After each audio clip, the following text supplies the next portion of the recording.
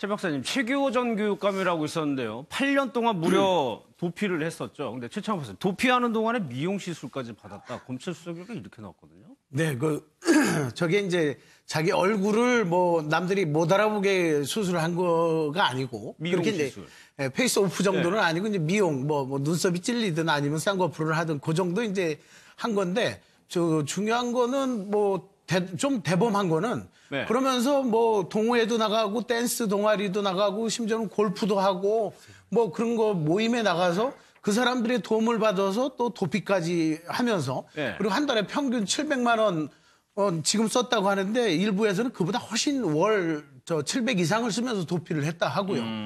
그런 측면에서 보면은 그 와중에 네. 더 대단한 것은 남의 계좌로다 주식 거래 계좌를 5개를 터가지고 투자도 했어요? 주식 투자도 했다는 거 아닙니까? 네. 아니, 이거는 심리적으로 이분은 내가 도피 중이다라는 생각을 안 하고 있다는 거 아니에요? 망각하고 그 사법권에 대해서 사법권을 조롱하는 거였죠. 네. 나는 이렇게 살 수 있고 내가 필리핀 외국으로 도망을 안 가도 한국 내에서도 이렇게 편안하게 살 수 있다. 이런 걸 이제 보여준 거기 때문에 저 관계에서 왜 7년 동안 정말 못 잡은 것인 거에 대한 네. 그 원인을 좀 찾아야 될 것 같아요. 최 박사님 말씀대로 네. 이렇게 했다라는 거는 사법권을 농락한 거 아닙니까? 아, 그럼요. 지금 황제 보석이라고 그래가지고 네. 말이 많았는데 이거는 뭐 그거보다 더합니다.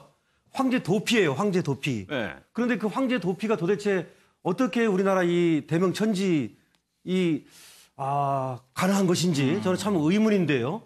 지금 얘기한 것처럼 사실은 이 행적을 보면은 전혀 두려워하고 있질 않아요. 네. 만약에 내가 잡힐 수도 있다. 누군가가 나를 추적하고 있다. 그럼 좀 소극적으로 예, 행동을 그러면 하겠죠. 소극적이 되죠. 그리고 아무래도 주식 투자라든지 이런 네. 것들을 또 나중에 잡혔을 경우를 대비해가지고 조금 더 그래도 근신하는 이런 모습을 보이는데 지금 보면 미용 시술이라든지 등등 또 뭐 세 개의 통장을 쓰면서 또 골프도 하고 예. 동호회 테니스 그다음에 뭐 여러 가지 그 활동을 하는데요. 저거는 제가 볼 때는 누군가를 믿고 하는 행동입니다.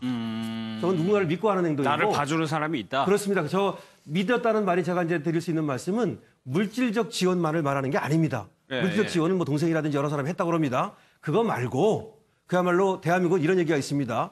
처음에는 도망 잡히면 말이죠. 두 번째는 부인, 세 번째는 백을 써라 이런 말이 있는데 이 사람은 도망갔죠. 그다음에 지금 뭐 부인하고 있는 거나 마찬가지죠. 그다음에 백도 있는 것 같아요. 이 세 가지를 다 갖췄지 않나 이런 생각이 듭니다.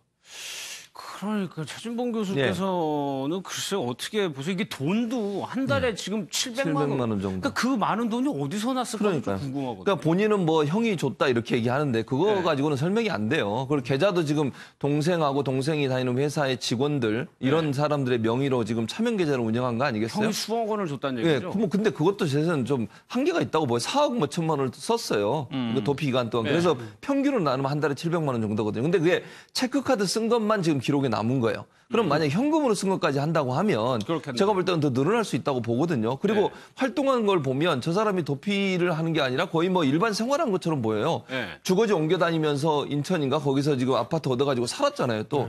그 정도까지 했다고 하면 이분은 정말 좀 뭐 간이 정말 크신 분이다 이런 생각도 들고 네. 또 하나는 도저히 이해가 안 되는 행동을 했다고도 보여지고 그리고 저 돈을 누가 줬는지 그건 도피를 도와준 거 아니겠습니까? 그리고 네. 누가 혹시나 뭐 강 변호사 아까 지적하셨던 것처럼 뒤를 봐주는 사람이 있었다면 그 사람도 당연히 찾아서 처벌해야 한다고 저는 생각하고요. 네. 저렇게 우리나라의 경찰력이나 수사력이 저렇게 많이 발전했다고 하는데도 저렇게 우리나라 안에서 번번하게 저 살고 있는데 물론 뭐 차명을 쓰고 뭐 다른 사람 이름으로 치료받고 했습니다만 그럼에도 불구하고 찾지 못했다는 것도 참 아직까지 그럼 우리가 저렇게까지 못 찾는 상황인가 하는 데는 안타까움도 있고 여러 가지가 좀 복합적으로 좀 황당한 그런 상황이라고 볼 수 있을 것 같습니다. 네. 이게 돈은 그 형이 줬다 그러는데요. 형이 지난 4월에 줬다는 거예요. 그러면은 지난 4월이면 8년을 도망 다녔는데 그 전에 돈은 처음에 1억 원을 갖고 있었다고 그럽니다. 네. 그럼 700만 원 썼으면 그러네요. 앞뒤가 안 맞아요.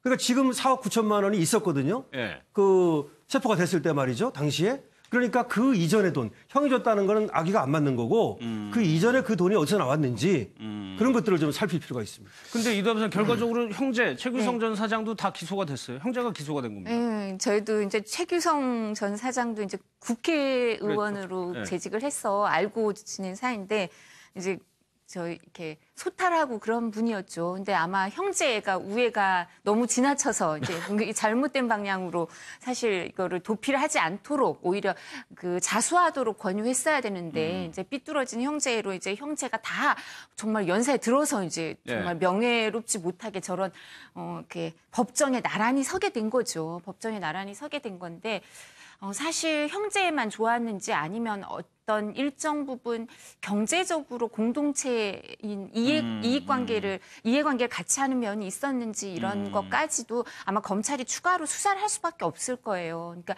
교육감 선거를 하시는 분들은 우리가 생각하는 것보다 그냥 학자로 교사로 생활을 하신 분들은 교육감 선거에 나오기가 힘들어요. 그러니까 저희가 보면 경기 교육감, 서울 교육감 이런 거는 정당에서 교육감은 다 정당에서 추천을 안 받기 때문에 본인이 그 선거 자금을 다 마련을 해야 돼요. 선거 자금을 마련할 수 있는 사람들이 선거를 나가는 거예요.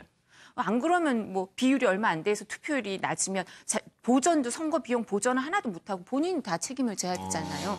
근데 이제 교육감 선거를 나갔었고 이렇다면 그럼 이제 수사기관은 저와 같은 생각을 하는 거예요. 저희가 뭐 너무 삐뚤어진 생각인지 모르겠지만 교육감의 선거에 나오시는 분들은 이런 성향이 있다.